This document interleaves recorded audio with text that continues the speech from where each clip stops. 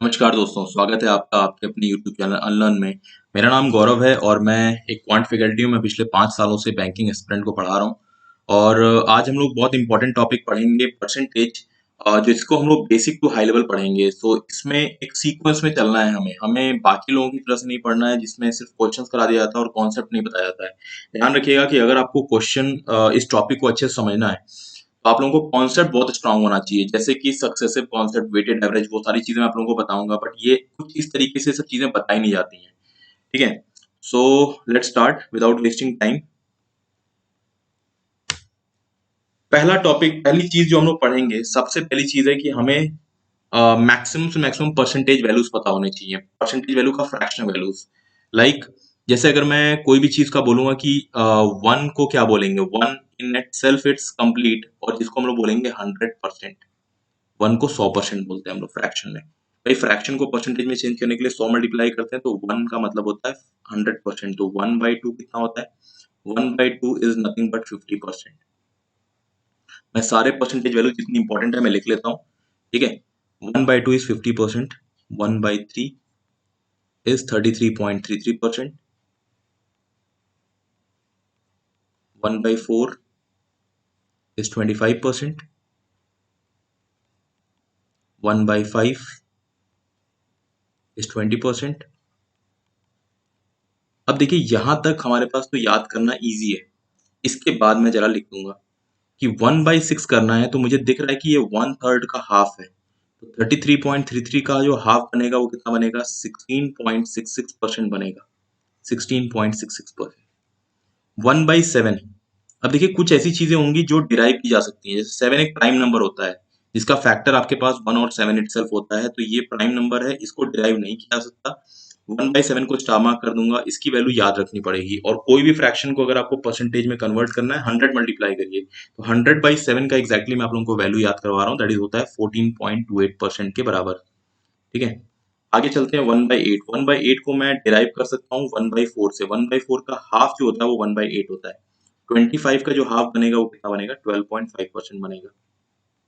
Then आगे बढ़ते हैं 1/9। 1/9 को मैं 1/3 से डिराइव कर सकता हूँ। देखिए 1/3, 1/3 का 1/3 1/9 बनेगा, तो 33.33 का 1/3 करेंगे तो ये हमारे पास 11.11% बनेगा। देन आता है बहुत इंपॉर्टेंट 1/10। 1/10 आपके पास कितने के बराबर होता है? दैट इज 10% के बराबर होता है। किसी भी वैल्यू का 10% निकालने के लिए आप डायरेक्टली इसको 10 से डिवाइड कर दीजिए। आगे बढ़ते हैं, यहाँ पर होगी बात 1/1 से लेके 1/10 तक। और चलते हैं 1/11। 1/11 को मैं स्टार मार्क करूंगा क्योंकि आपके पास 11 is a prime number and इसकी वैल्यू जो होती है बेसिकली 9.09% होती है। 1/12 देखेंगे, 1/12 आपके पास जो होता है दैट इज 1/6 का हाफ कर दो आप, 16.66 का हाफ जो बनेगा वो बनेगा 8.33%। देन होता है 1/13। 1/13 कितने के बराबर बनेगा? ये बनेगा आपके पास 7.69% के बराबर। 13 भी प्राइम नंबर होता है तो मैं स्टार मार्क कर दूंगा। 1/14, 1/14 आपके पास जो होता है वो 1/7 का हाफ होता है। 14.28 का हाफ जो बनेगा वो 7.14% के बराबर बनेगा। 1/15, 1/15 देखेंगे तो यहाँ पे देखिए 15 आपके पास प्राइम नंबर नहीं होता है, 1/5 से डिराइव कर सकते हैं, तो 20 का 1/3 करेंगे तो ये बनेगा 6.66%। ये सारे परसेंटेज वैल्यू बहुत इंपॉर्टेंट है, इनको मैं सीक्वेंस में लिखता चल रहा हूँ। अब देखिए आगे चलते हैं। 1/16, 1/16 अगर मैं लिखूंगा तो 1/16 आपके पास कितना होता है? 1/8 का हाफ होता है। 12.5 का हाफ करेंगे तो ये बनेगा 6.25%। देन होता है हमारे पास 1/17। 1/17 आपके पास कितने के बराबर बनेगा? दैट इज होता है 5.88% के बराबर, और इसको हम लोग कर देंगे स्टार। Then is 1/18। 1/9 का हाफ होता है। 11.11 का हाफ जो बनता है दैट इज 5.55% बनता है। 1/19, 1/19 आपके पास होता है 5.26% के बराबर, इसको भी स्टार मार्क करेंगे, प्राइम नंबर है। अब होता है 1/20। 1/20 भी बहुत इंपॉर्टेंट वैल्यू होती है, दैट इज 5%। इसके अलावा देखिए कम से कम मैं 30 वैल्यूज तो कम से कम आप लोगों को याद कराऊंगा, जिसमें 1/1 से 1/20 मैंने सीक्वेंशियल ऑर्डर में सारी चीजों को लिख दिया। इसके बाद की वैल्यू की बात करेंगे। जैसे देखिए कुछ और इंपॉर्टेंट वैल्यूज कैसे होती हैं, जैसे मैंने कहा कि 1/3 सबको पता है 33.33% होता है। आपको एक और वैल्यू याद रखना है, दैट इज 2/3। 2/3 कितना होता है हमारे पास? देखिए 1/3 अगर 33.33 होता है, 2/3 होगा 66.66%। ये आपके पास एक एक्स्ट्रा वैल्यू मिल गया आप लोगों को याद करने के लिए। तो जो एक्स्ट्रा वैल्यूज रहेंगे उनको मैं बॉक्स में रख दूंगा। तो ये 2/3 66.66% हो गया। आगे बढ़ते हैं। अगर मुझे और वैल्यूज चाहिए तो देखिए आप यहाँ पे 1/4 25% के बराबर होता है। इसी तरीके से एक और वैल्यू होती है 3/4। मैंने 2/4 क्यों नहीं किया? 2/4 1/2 के बराबर होता है। 3/4 कितना बनेगा? 25 का ट्रिपल यानी 75% के बराबर। ये सारे परसेंटेज वैल्यू को आप लोग डिवाइड बाय 100 नहीं करेंगे। 3/4 डायरेक्टली 75% आप लोग लिख सकते हैं। 75% की जगह पे 3/4 आप लोग लिख सकते हैं। तो ये कुछ बेसिक वैल्यूज होंगी और आगे बढ़ते हैं इसमें। 3/4 75%। अगर मैं देखूंगा 1/5 मेरे पास 20% होता है। अगर मैं आपसे पूछूं 2/5 कितने के बराबर होगा? डबल कर दिया गया। तो 2/4 जो 2/5 जो होगा ये बनता है आपके पास 40% के बराबर। एंड 3/5 कितना हो गया? 3/5 ट्रिपल करने पे ये बन जाएगा 60% के बराबर। परसेंटेज को आप डिवाइड बाय 100 कर दिए 3/5 बनेगा, या फिर फ्रैक्शन को 100 मल्टीप्लाई कर दिए 60% बनेगा। Then becomes 4/5। 4/5 कितना बनेगा आपके पास? ये बनेगा 80% के बराबर। तो ये तीन नई वैल्यूज आ गई जिनको मैंने बॉक्स में रख दिया। और आगे बढ़ते हैं। इसके बाद देखिए 1/6 होता है। 1/6 16.66% होता है। इसका 2/6 करेंगे तो 1/3 बनेगा। 3/6 करेंगे 1/2 बनेगा। 4/6 करेंगे 2/3 बनेगा। ये सारी वैल्यूज पता है, लेकिन एक बहुत इंपॉर्टेंट वैल्यू होती है 5/6। ये होता है हमारे पास 83.33%। 5/6 मैंने रख दिया 83.33%। आगे बढ़ते हैं 1/7 सीरीज में। 1/7 सीरीज को भी मैं कंप्लीट कर देता हूँ इसको। देखिए 1/7 जो हमारे पास होता है दैट इज 14.28%। अगर मैं आपसे 2/7 पूछूं तो 2/7 कितना बनेगा? 28.56% बनेगा। अगर मैं आपसे 3/7 पूछूं तो आप 14.28 का ट्रिपल कर दीजिए तो बनेगा 42.84%। देन मैं 4/7 अगर आपसे लिखूं 4/7 तो कितना बनेगा? 4/7 देखिए 14 का 4 टाइम्स करना है 56 बनेगा। 28 का 4 टाइम्स 112 बनेगा। तो दिस विल बिकम 57.12%। 57.12%। 5/7 निकालेंगे तो आपको 5 टाइम्स करना है। तो आपके पास 5 टाइम्स 14 का 5 टाइम्स 70 और 28 का 5 टाइम्स करेंगे तो 140 बनेगा। यानी आपके पास बनेगा ये 71.40%। 71.40%। ठीक है। तो देखिए 14.28 को मैंने 5 टाइम्स किया था। 14 5 70 बन गया और 28 5 140 बनेगा। दैट इज 1 इधर चला गया 71 और 40 तो 71.40 बन गया। ठीक है। 6/7 करते हैं। 6/7 टाइम्स हमारे पास कितना बनेगा? 6/7 टाइम्स अगर करेंगे तो ये आपके पास देखिए 71.40 में या तो एक काम कर सकते हैं 28.56 हम लोग ऐड कर देते हैं। तो आप देखिए यहाँ पे 2/7 में 5/7 नो सॉरी 14.28 ऐड करेंगे 71.40 में तो आपके पास कितना बनेगा? दिस विल बिकम 0.68 और 14 एक्स्ट्रा ऐड करेंगे तो बनेगा 85.68%। ये मेरा आपके पास कुछ 5 नई वैल्यूज हमारे पास आ गई। इसको मैंने बॉक्स में रख दिया। एक एक चीज को बहुत ध्यान से बहुत आराम से करना है, हमें कोई जल्दीबाजी नहीं करनी है। ठीक है। कॉन्सेप्ट जो होता है वो आराम से ही बनता है। ये सारी वैल्यूज आ गई। इसके बाद देखिए मैं कुछ और वैल्यूज आप लोगों को लिख देता हूँ। दैट इज देखिए 1/8 सीरीज में चलेंगे। 1/8 सीरीज में देखिए 2/8 नहीं लिख सकता हूँ। 2/8 1/4 ही के बराबर बनता है जो कि 25% होता है। 3/8 अगर मैं लिखूंगा 3/8 कितने के बराबर बनेगा? 12.5 का ट्रिपल दैट इज 37.5%। देन मैं बोलूंगा 4/8 तो 1/2 बनता है, वो आपको पता है। देन 5/8 पूछूंगा 5/8 कितना बनेगा? 62.5% बनेगा। देन मैं आपसे पूछूं 6/8 कितना होता है तो वो 3/4 होता है दैट इज 75%, वो भी पता है। देन मैं पूछूं 7/8 कितने के बराबर होता है? 7/8 होता है 87.5% के बराबर। ये आपके पास तीन वैल्यूज और आ गई 87.5%। Just a second.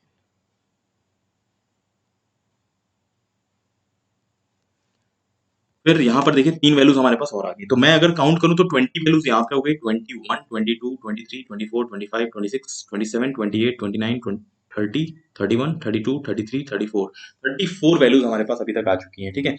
और अगर देख लें जैसे देखिए 1/9 आपके पास 11.11 होता है। मैं इसमें नेक्स्ट स्लाइड कर देता हूँ। जैसे मुझे पता है कि 1/9 आपके पास 11.11 होता है। मैं आपसे पूछूं 2/9 कितना बनेगा तो आप डायरेक्टली लिख सकते हैं 22.22 बनेगा। ठीक है। दैट इज 3/9 कितना बनेगा? 3/9 लिखने की जरूरत ही नहीं, 1/3 के बराबर होता है। मैं आपसे पूछूं 4/9 कितना बनेगा तो आप लिख सकते हैं 44.44% बनेगा। देन 5/9 कितना बनेगा? दैट इज 55.55% बनेगा। 6/9 लिखने की जरूरत नहीं, 2/3 बनता है 66.66, देन 7/9 ये आपके पास बनता है 77.77% के बराबर। अगर आपसे बोलूं 8/9 88.88% के बराबर हो गया। ठीक है, तो ये कुछ और वैल्यूज हो गई आपके पास, 5 वैल्यूज। एक और कुछ और वैल्यू बता देता हूँ आप लोगों को, जैसे कि एक वैल्यू आपके पास काम आएगा 25%। तो 25% जो होता है दैट इज कितने के बराबर होता है, 25% इज सॉरी नॉट 25%, मुझे करना है दिस इज 1/25%, दैट इज 4%। तो जो 1/25 पार्ट होता है ये आपके पास 4% के बराबर होता है। तो ये एक एक्स्ट्रा वैल्यू हम लोग को सीखने को मिल गई। इस तरीके से देखिए आप कम से कम 34-35 जो आपके पास वैल्यूज हैं, ये सब परसेंटेज वैल्यूज, ये आप लोगों को याद रखना है। और सीक्वेंशियल चीज में हम लोग चल रहे हैं, तो पहले मैंने आप लोगों को वैल्यूज बताया, अब मैं बताऊंगा कि अब मुझे हम लोग को कॉन्सेप्चुअली क्या क्या चीजें पढ़नी है। तो इस तरीके से आपने कभी नहीं पढ़ा होगा, इस तरीके से परसेंटेज आप लोगों ने कभी सोचा भी नहीं होगा कि इस तरीके से पढ़ा जा सकता है। तो उस सीक्वेंस में हम लोग चल रहे हैं, तो प्लीज बहुत ध्यान से आप लोग क्लास को अटेंड करिए। देखिए यहाँ पे अगर मैं देखूं तो पहला टॉपिक हमारे पास रहेगा that is comparative study. Percentage values के बाद हम लोग कंपैरेटिव स्टडी पढ़ेंगे। सेकंड टॉपिक जो पढ़ेंगे वो सक्सेसिव कॉन्सेप्ट है, और मैंने कुछ यहाँ पे साइन बना रखा है, इसके बारे में हम लोग बात करेंगे।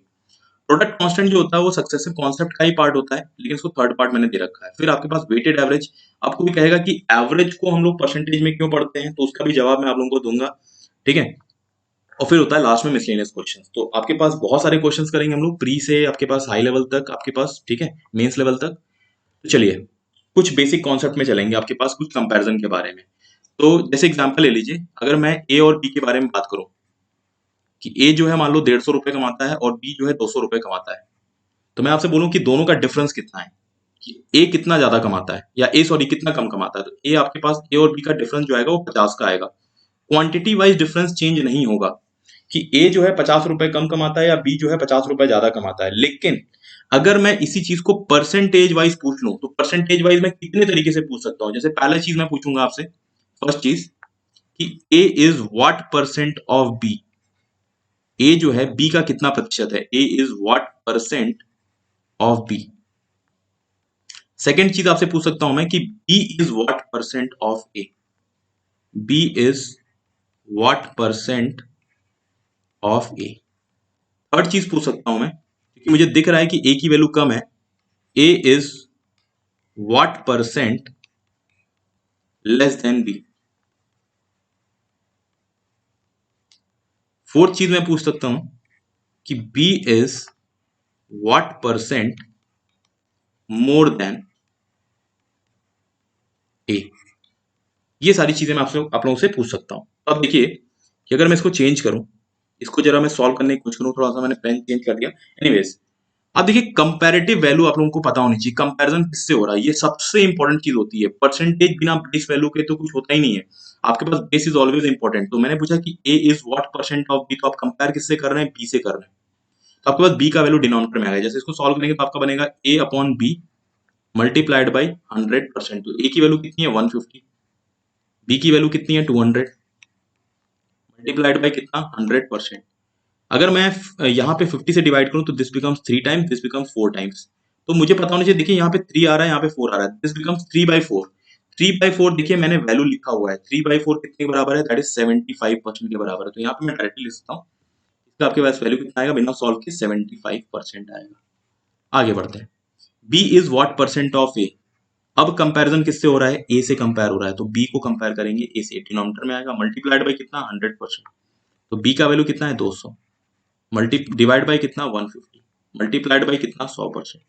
अब देखिए 50 से डिवाइड करेंगे 4 टाइम्स, 50 से डिवाइड करेंगे 3 टाइम्स, 4/3। तो आप देखिए 4/3 जो रहेगा वो कितना बनेगा, आपके पास को मैं डायरेक्टली लिख दूं, अगर सॉल्व करेंगे 400/3 पे बनेगा 133.33%।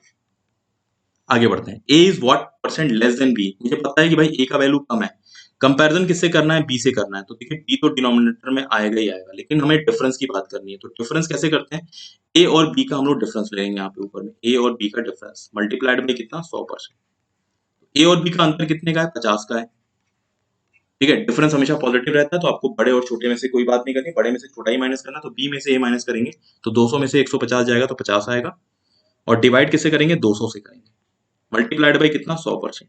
अगर आप देखिए 50 को कैंसिल आउट करेंगे, 50 से कैंसिल आउट करेंगे 200 को, तो ये 4 टाइम जाएगा, तो ये बेसिकली 1/4 बन गया। 1/4 कितने के बराबर होता है? 25% के बराबर होता है। आगे देखते हैं, B is what percent more than A. तो आप देखिए अगर इसको कंपेयर करेंगे तो यहाँ पर भी वही रहेगा कि ए और बी का डिफरेंस अपॉन में, अब कंपैरिजन किससे हो रहा है? ए से हो रहा है, तो ए से डिवाइड करेंगे, मल्टीप्लाइड बाई कितना 100%।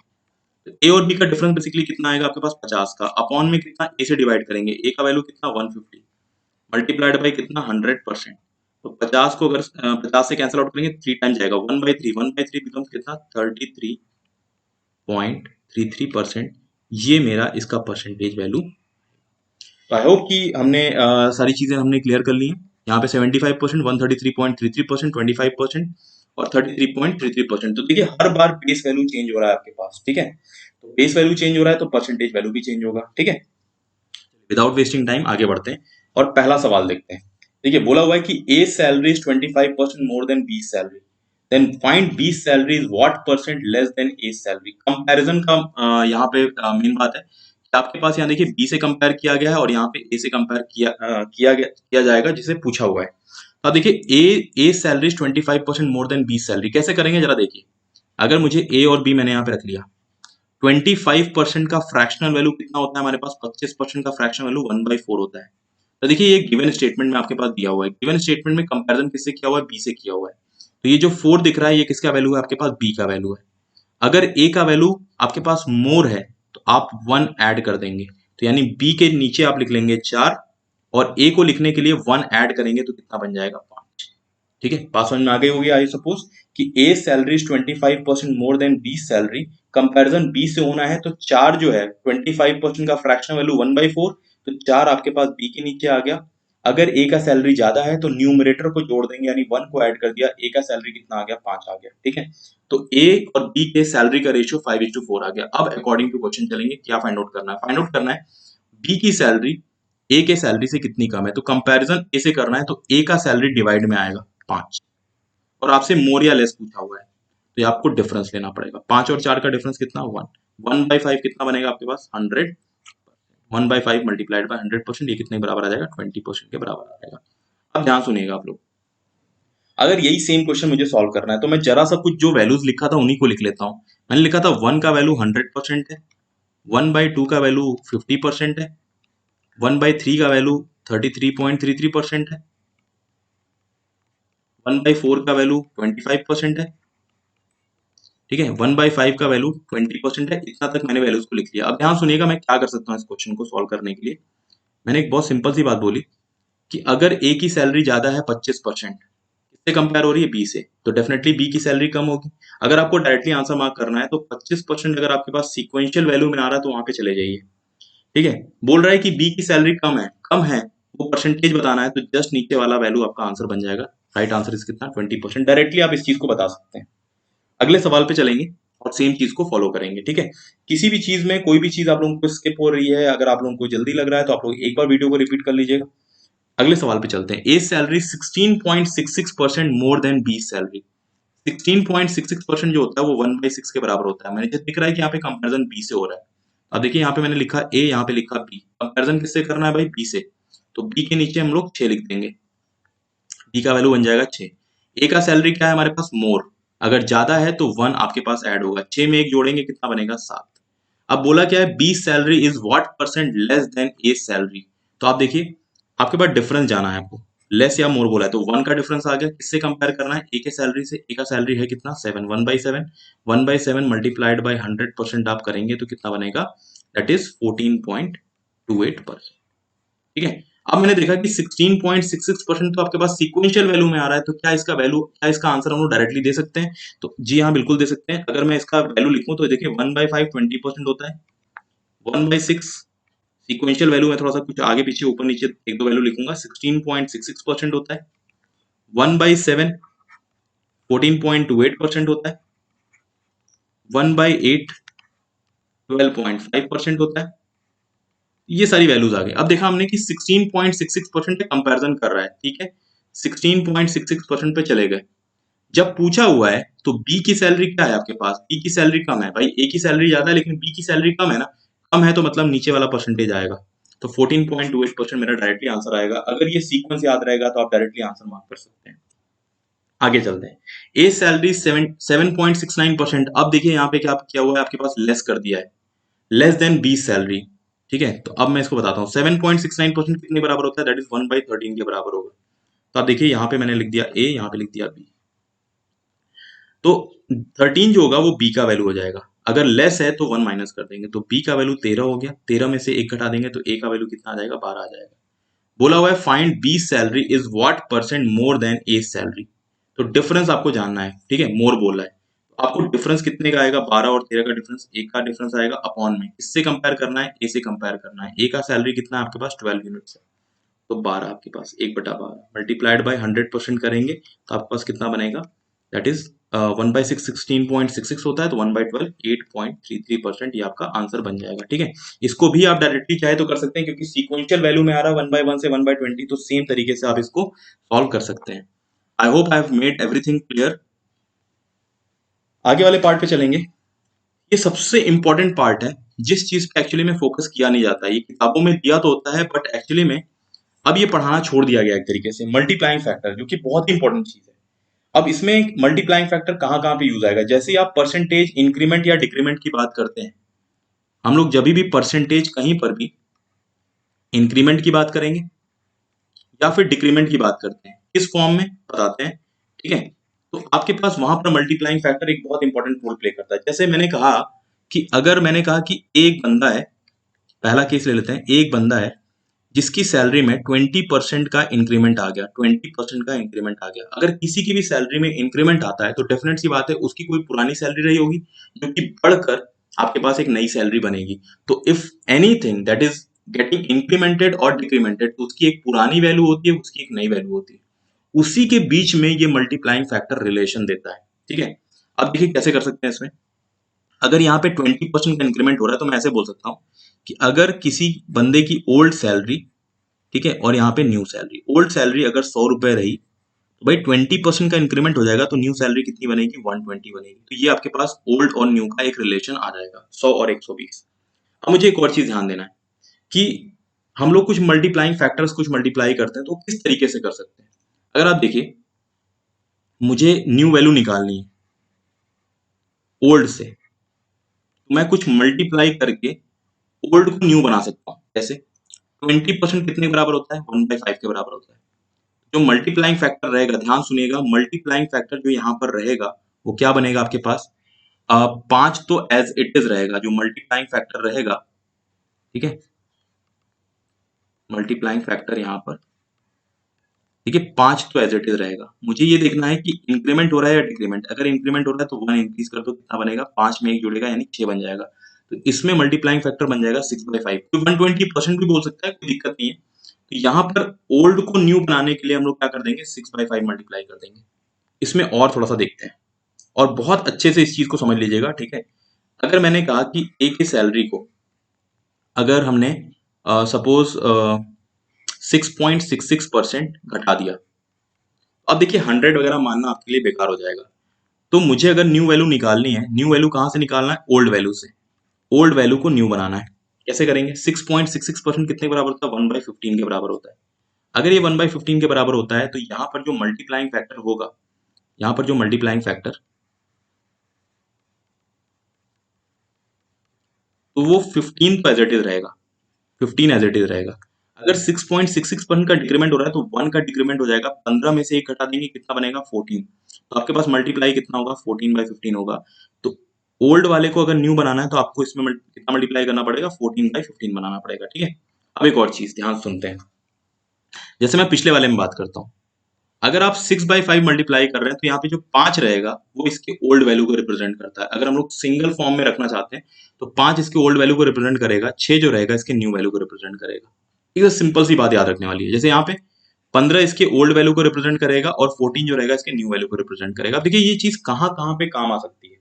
एक एग्जांपल, जैसे हम लोग प्रॉफिट एंड लॉस एक चैप्टर पढ़ते हैं, तो वहां पे जो इंक्रीमेंट और डिक्रीमेंट परसेंटेज होता है वो कैसे बोल सकते हैं? हम लोग बोल सकते हैं प्रॉफिट परसेंट और लॉस परसेंट। सबको पता है कि जैसे प्रॉफिट परसेंट होता है उसका जो बेस वैल्यू होता है वो कॉस्ट प्राइस पे होता है।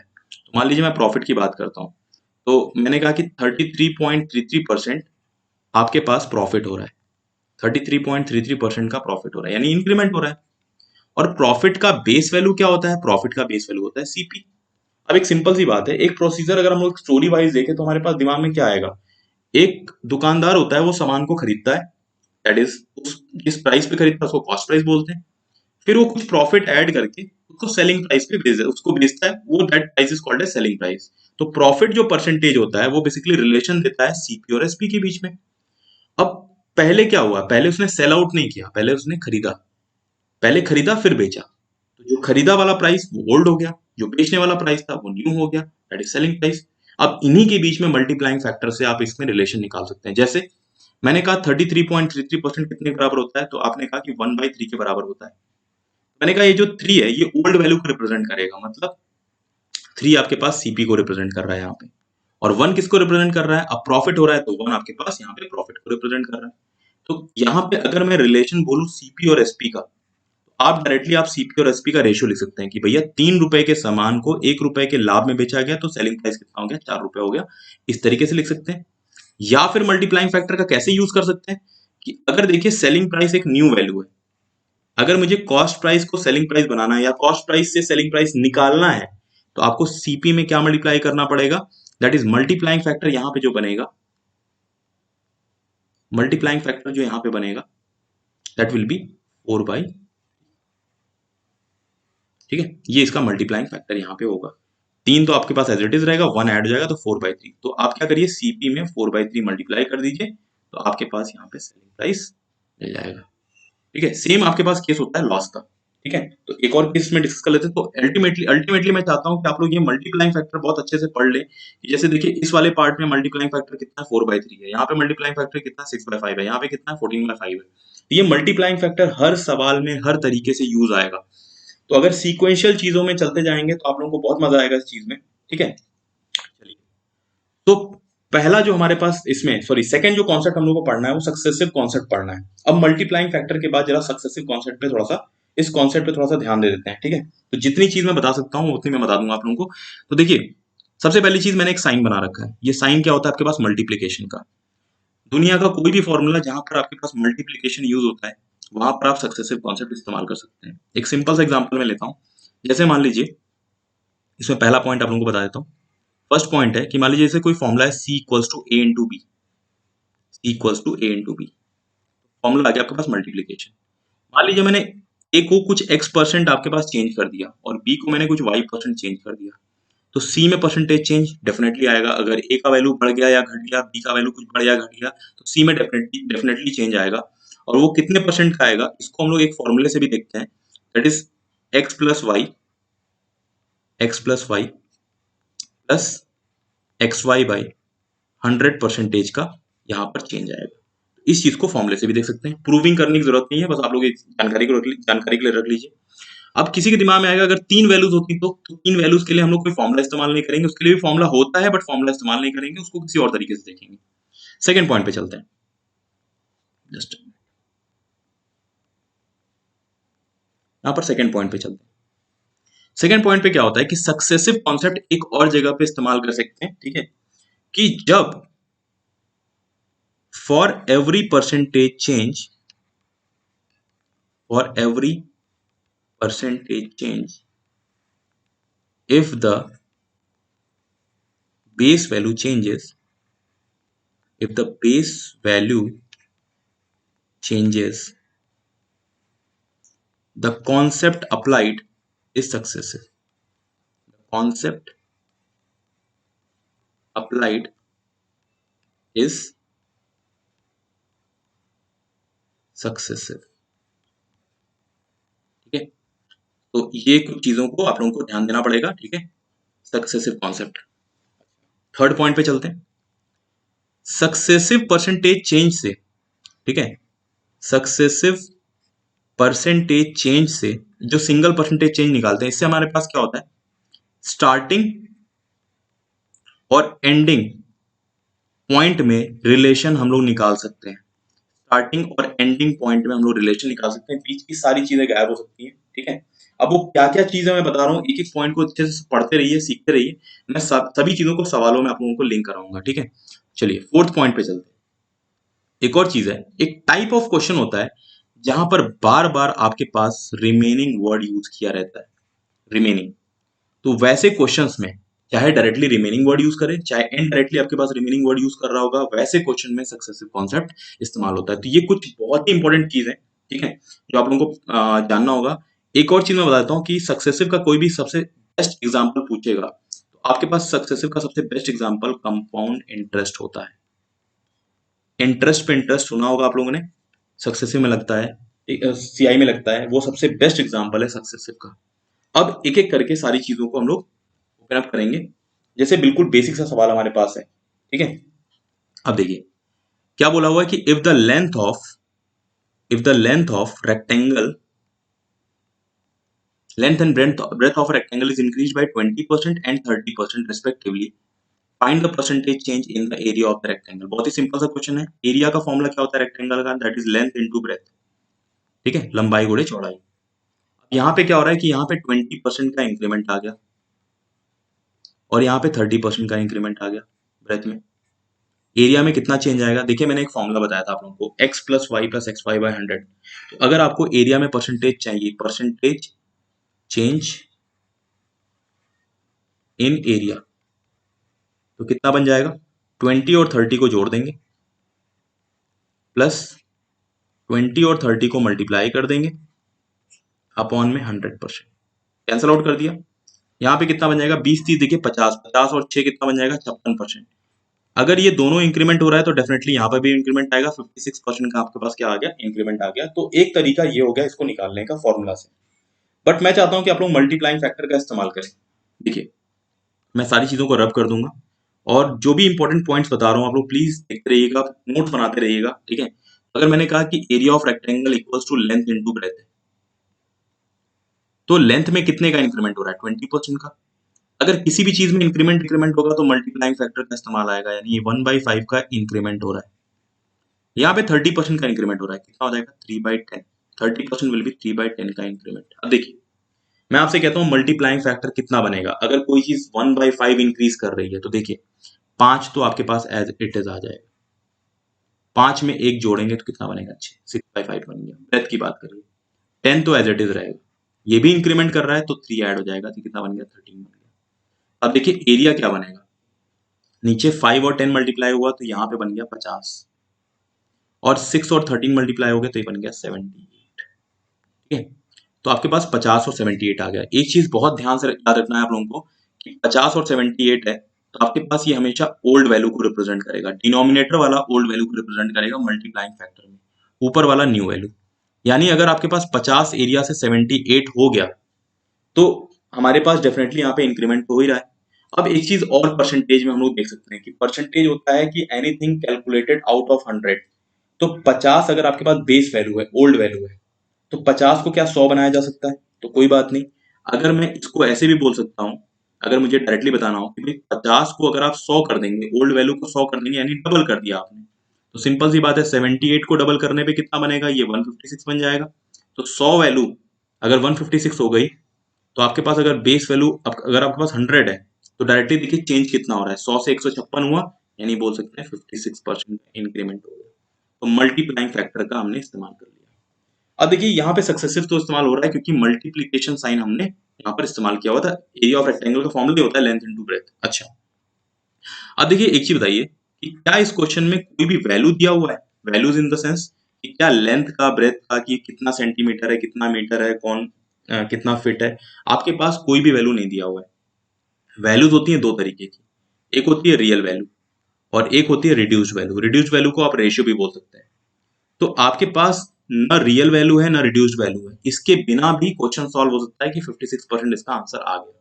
तो ध्यान रखिएगा कि बिना वैल्यू के भी परसेंटेज चेंज सिंगल निकाला जा सकता है अगर तीन आपके पास वेरिएबल्स हैं लाइक एरिया, लेंथ, ब्रेथ। अगर दो में परसेंटेज चेंज पता रहेगा तो तीसरे में अपने आप परसेंटेज चेंज निकाला जा सकता है, ठीक है, बिना किसी वैल्यू के। अगले सवाल पे चलेंगे, ठीक है। देखिए बिल्कुल सेम क्वेश्चन है कि आपके पास किसी रेक्टेंगल की बात क्या हुआ है कि आपके पास लेंथ में 20% का इंक्रीमेंट आ गया, ब्रेथ में 30% का इंक्रीमेंट आ गया। अभी पूछा हुआ है पेरीमीटर में परसेंटेज चेंज, ठीक है। अब देखिए पेरीमीटर जो होता है इसका फॉर्मूला होता है 2l plus B, 2l plus B. लेकिन अब देखिए यहाँ पे फॉर्मूला आ गया प्लस। अगर किसी को भी लगे कि यहाँ पे सक्सेसिव कॉन्सेप्ट इस्तेमाल होगा तो पिछले वाले में बिल्कुल सेम सवाल था, सेम वैल्यू था, लेकिन एरिया में परसेंटेज चेंज पूछा था तो आपके पास सक्सेसिव यूज हो रहा था। यहाँ पे सक्सेसिव चेंज का इस्तेमाल नहीं हो सकता, ये कोई केस बनता ही नहीं है। अब देखिए एक चीज, लेंथ में कितने का इंक्रीमेंट आया? 20% का। ब्रेथ में कितने का इंक्रीमेंट आया? 30% का। तो मैंने आपसे पूछा कि पेरीमीटर में कितना चेंज आएगा। देखिए इस क्वेश्चन का जो आंसर बनेगा वो कैन नॉट बी डिटरमाइंड बनेगा। क्यों? क्योंकि देखिए मल्टीप्लीकेशन चीज बिल्कुल डिफरेंट होती है और प्लस साइन बिल्कुल डिफरेंट चीज होता है। ये आपके पास वेटेड एवरेज में जाएगा, ठीक है, और इसको हम लोग आगे चल के पढ़ेंगे। वैल्यूज आपके पास दो तरीके से होती है, मैंने बताया था अभी जस्ट, रियल और रिड्यूस्ड फॉर्मेट या फिर रेशियो बोल सकते हैं। अब आपके पास क्या होता है इस क्वेश्चन में, परसेंटेज चेंज के अलावा आपके पास या तो रियल वैल्यू या तो रिड्यूस वैल्यू की रिक्वायरमेंट थी, तभी ये क्वेश्चन सॉल्व हो पाता, एल्स आंसर नहीं आएगा।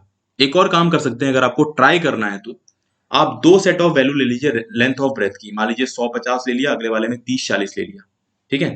दोनों के लिए सेम परसेंटेज चेंज के लिए अगर आप आंसर निकालेंगे तो हर बार आपका आंसर 56% ही आएगा, चाहे दो वैल्यू ले लीजिए चाहे 10 वैल्यू ले लीजिए।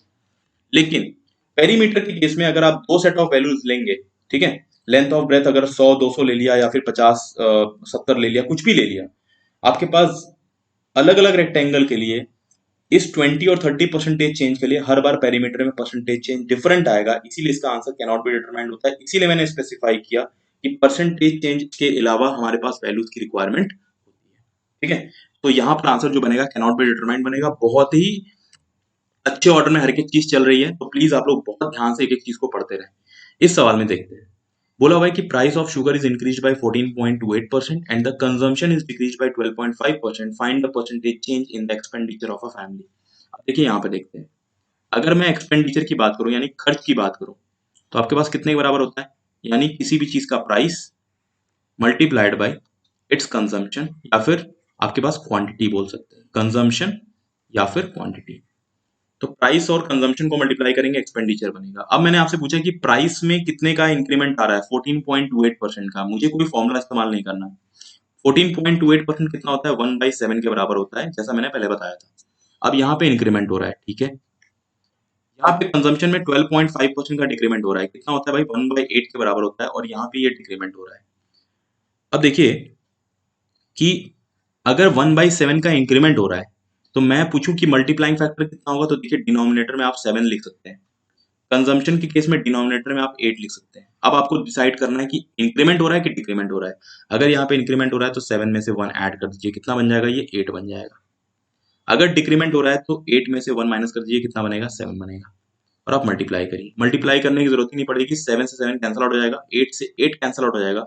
यानी एक्सपेंडिचर अगर मैं फ्रैक्शन वाइज लिखूं तो 1/1 बना। इसका मतलब क्या हुआ? अगर एक्सपेंडिचर 1 बन रहा है उसको 1/1 भी बोल सकते हैं। इसका मतलब क्या है कि पहला जो ओल्ड एक्सपेंडिचर 1 रुपीज था और जो न्यू एक्सपेंडिचर आया वो भी 1 रुपीज है। इसका मतलब there is no change in the percentage of expenditure in its expenditure.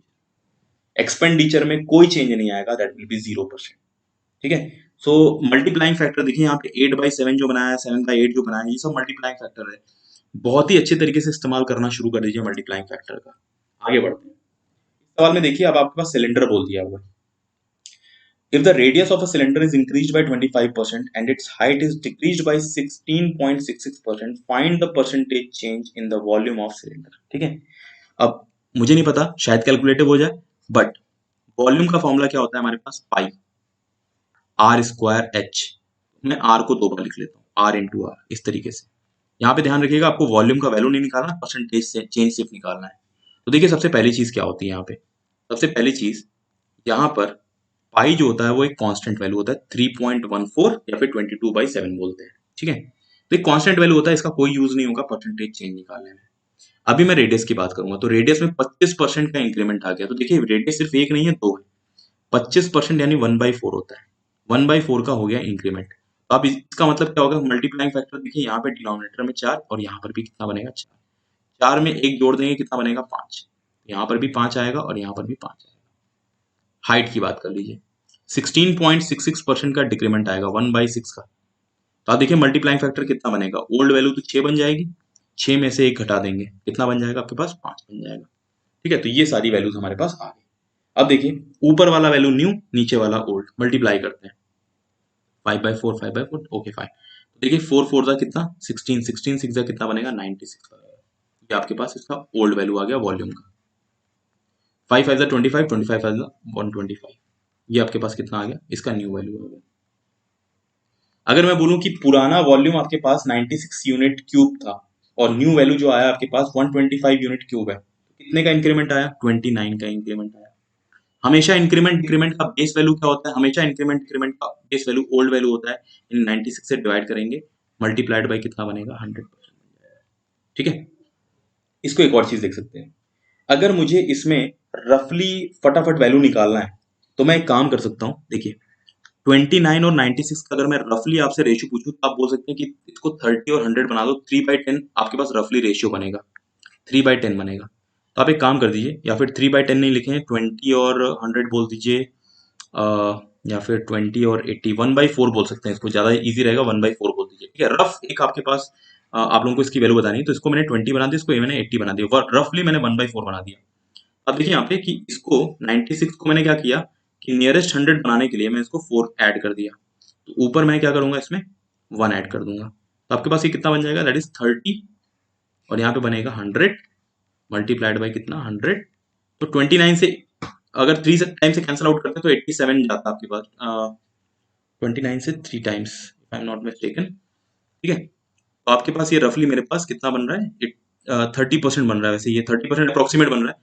चलिए ठीक है, इसकी वैल्यू पे हम लोग नहीं जाते, इसकी वैल्यू से हम लोग कोई मतलब नहीं है कुछ खास इतना भी। ठीक है, तो आपके पास यहाँ पे जो आंसर बन रहा है ये 29/96 मल्टीप्लाइड बाई कितना बन रहा है दैट इज 100% आपके पास बन रहा है। ठीक है, ये आपके पास फिलहाल लिख लेते हैं, अभी डिवीजन पे नहीं जाते हम लोग। ठीक है, तो जो भी इसके आंसर आएगा। ओके, अगला क्वेश्चन। ठीक है, अब ये बहुत ही इंपॉर्टेंट क्वेश्चन है, इसको प्लीज एक बार रीड आउट करेंगे कि a person salary is increase 2 times. ठीक है,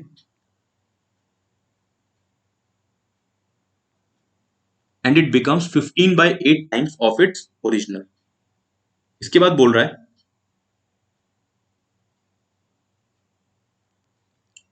if the second percentage increase is double of first percentage increase, find the first percentage change। ठीक है, अब इसको देखते हैं।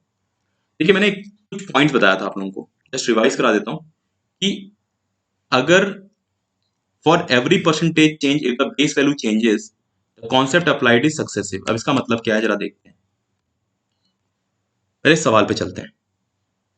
देखिए किसी आदमी की पुरानी सैलरी रही हुई ओल्ड सैलरी, अब आपके पास इसका 2 बार इंक्रीमेंट हुआ। पहले बार जो मान लीजिए इंक्रीमेंट हुआ, मान लीजिए X% का इंक्रीमेंट हुआ फर्स्ट टाइम, तो जो सेकंड टाइम इंक्रीमेंट होगा वो कितने का होगा 2x% का होगा। सेकंड टाइम 2x% का इंक्रीमेंट होगा।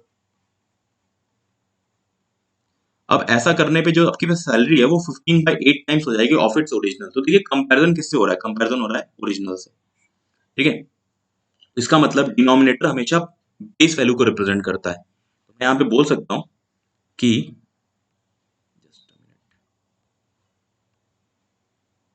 जो बेस वैल्यू है, अगर इसकी पुरानी सैलरी 8 रुपए रही होगी तो ये बढ़कर कितनी होगी सैलरी 15 रुपए। 15/8 टाइम्स ऑफ इट्स ओरिजिनल का मतलब क्या होगा कि अगर पुरानी सैलरी 8 रुपए थी तो 2 बार इंक्रीमेंट होने के बाद इसकी सैलरी कितनी हो जाएगी 15, तो 8 से हो गई 15।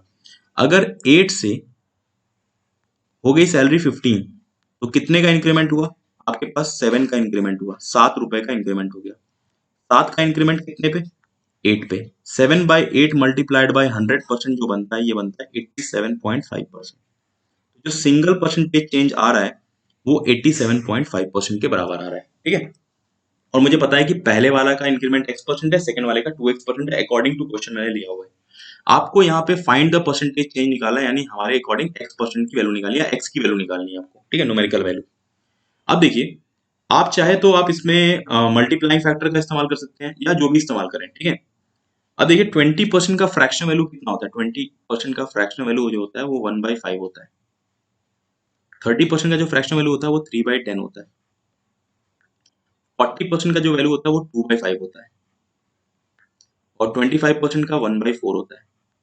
10% का 1/10 होता है। अब इन पांचों ऑप्शन में से कोई एक तो ऑप्शन होगा, लेकिन हम लोग कैसे सेलेक्ट करेंगे थोड़ा जल्दी।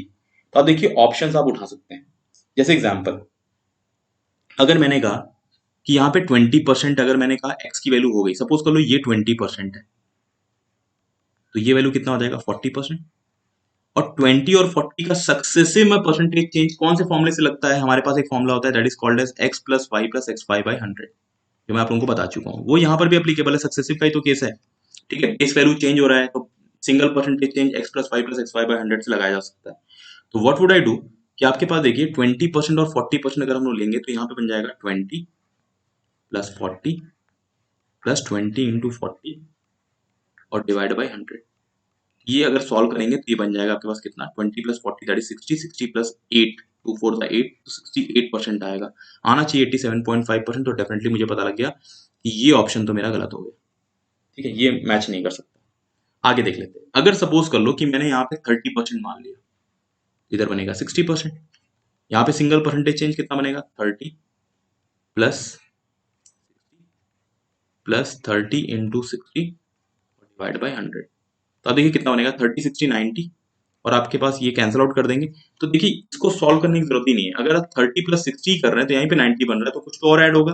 तो 90 से ज्यादा आया, फेल कर गया। 40% चेक करने की जरूरत ही नहीं है बाई एनी प्रोसेस कि भाई 40% यहाँ पे होगा तो ये बन जाएगा 80%। 40 और 80 को जोड़ने पे 120 बन रहा है, अभी तो एक्स वाई बाई 100 भी करना है, खत्म हो गया। 10% देखिए बहुत छोटी वैल्यू है, 10 और 20 को जोड़कर देख लीजिए 30 बनेगा, वो 87.5 तक पहुंच ही नहीं पाएगा। 25% जरा ट्राई करते हैं। अगर यहाँ पे 25% हुआ तो ये कितना बन जाएगा आपके पास 50%। 25 और 50 का आप सक्सेसिव लगाइए तो कितना बनेगा 25 प्लस 50 प्लस 25 इंटू 50 अपॉन में 100%। यहाँ पे 2 टाइम्स चला गया, 25 बाई 2 12.5 बनेगा। 25 और 50 कितना बनेगा 75, 75 और 12.5 87.5% बनेगा। तो यही मेरे पास फोर्थ ऑप्शन आपके पास राइट आंसर आ गया 25%।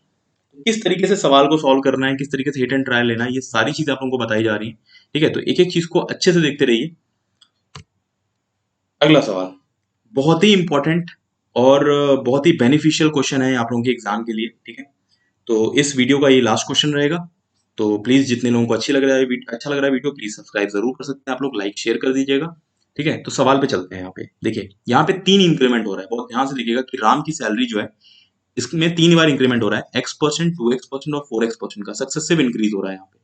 तो देखते हैं, पहला इंक्रीज, दूसरा इंक्रीज, यहाँ पे देखिए पहला इंक्रीज हुआ x% का, फिर इंक्रीज हुआ आपके पास 2x% का, फिर इंक्रीज हुआ आपके पास 4x% का। ठीक है, और आप देखिए सैलरी जो बन जा रही है वो 378 अपॉन 125 बन जा रही है। नई सैलरी जो है वो 378 अपॉन 125 बन जा रही है। ठीक है, और देखिए x 2x और 4x% का वैल्यू आपके पास इस तरीके से इंक्रीमेंट हो रहा है। आपको न्यूमेरिकल वैल्यू निकालना है x का। अब देखिए बहुत ही इंपॉर्टेंट और बहुत ही अच्छा क्वेश्चन है आपके पास। इस तरीके से आप देख सकते हैं इसको कि लेट अस सपोज मैंने ओरिजिनल सैलरी को 1 रुपीज मान लिया, तो जो फाइनल सैलरी होगी वो बनेगी 378 अपॉन में 125, ये बनेगी। अब पॉइंट क्या है कि जो आपके पास डिनोमिनेटर है इस क्वेश्चन का, वही डिनोमिनेटर आपको आंसर देगा। इस क्वेश्चन का जो डिनोमिनेटर आपके पास देखिए 125 बन रहा है। 125 को अगर मैं स्प्लिट करूं 3 फैक्टर्स में तो मैं ऐसे लिख सकता हूं 5 इंटू 5 इंटू 5। मल्टीप्लाइंग फैक्टर में कभी भी परसेंटेज इंक्रीमेंट डिक्रीमेंट जो होता है, डिनोमिनेटर तो एज इट इज आता है, बस न्यूमरेटर में चेंज आता है कि इंक्रीमेंट हो रहा है तो ऐड कर देते हैं, डिक्रीमेंट हो रहा है तो माइनस कर देते हैं। कैसे, मैं बताता हूं। देखिए 25% का फ्रैक्शनल वैल्यू होता है 1/4। अगर यहाँ पे x की जगह पे 25 रखूंगा तो ये बनेगा 50, ये बनेगा 100। आप देखेंगे कि डिनोमिनेटर हर बार 4 बनेगा। 4 मल्टीप्लाई होकर 125 कभी दे ही नहीं सकता है, ये आपका गलत हो जाएगा। 25% 3/20 बनेगा। 20 मल्टीप्लाई होगा तो 125 आई डोंट थिंक ये देगा। 20% जो आपके पास थर्ड ऑप्शन होता है ये 1/5 है बेटा। देखो ये एज इट इज आपके पास ये वैल्यू आ गया 1/5। यानी अगर आपके पास यहाँ पे इंक्रीमेंट 20% का हो रहा है, सपोज कर लो, देखिए मेरे पास सबसे बेस्ट पॉसिबल ऑप्शन है, मैं इसको देख सकता हूँ। यहाँ पे 40% बनेगा और ये बन जाएगा आपके पास 80%। 20% का फ्रैक्शन वैल्यू कितना होगा, देखिए यहाँ पे इंक्रीमेंट हो रहा है, 20% का फ्रैक्शन वैल्यू 1/5 का इंक्रीमेंट हो रहा है। 40% का वैल्यू 2/5 का इंक्रीमेंट, 80% का फ्रैक्शन वैल्यू 4/5 का इंक्रीमेंट। अब देखिए कि मल्टीप्लाइंग फैक्टर क्या बनेगा इसमें। अगर जो ओरिजिनल सैलरी हमारे पास 1 रुपीज थी, ओल्ड से न्यू की तरफ बढ़ना है हम लोग को, 1 मल्टीप्लाइड बाय, यहाँ पे मल्टीप्लाइंग फैक्टर कितना बनेगा 5, तो एज इट इज रहेगा। इस वाले में सेकंड वाले से 5 तो एज इट इज रहेगा। और थर्ड वाले में ये भी 5 रहेगा। मल्टीप्लाइंग फैक्टर कितना, 5 में 1 जुड़ेगा तो कितना बन जाएगा 6, 5 में 2 जुड़ जाएगा कितना बनेगा 7, 5 में 4 जुड़ेगा कितना बन जाएगा 9। तो अगर आप इसको मल्टीप्लाई करें तो आप देखिए 5 ये बन जाएगा 125, और आपके पास ये कितना बनेगा 7 6 दैट इज 42, 42 9 आपके पास अगर 42 इंटू 9 करेंगे आप तो 9 2 18, 36 37 378 आपके पास ये बन गया। तो ये मेरा आंसर आ गया। तो देखिए किस तरीके से आपको क्वेश्चन को सॉल्व करना है, ठीक है। तो ऑप्शन हमारे पास थर्ड ऑप्शन आ गया। तो देखिए बहुत ही इंपॉर्टेंट क्वेश्चन है, अगर आप किसी भी जगह और तरीके पे जाएंगे तो आपको बहुत टाइम लगेगा। तो कुछ यूनिक चीजें आप लोगों को बताई जा रही हैं। एक चीज बहुत अच्छे से मल्टीप्लाइंग फैक्टर पढ़ लीजिएगा, किसी भी चीज में कंफ्यूजन हो तो प्लीज कमेंट जरूर कर दीजिएगा आप लोग, ठीक है। तो thank you so much for watching this video. I hope कि आप लोगों ने कुछ सीखा होगा, और अगले वीडियो का प्लीज मैं इसको कंटिन्यू करूंगा अगले वीडियो से, ठीक है। Thank you so much.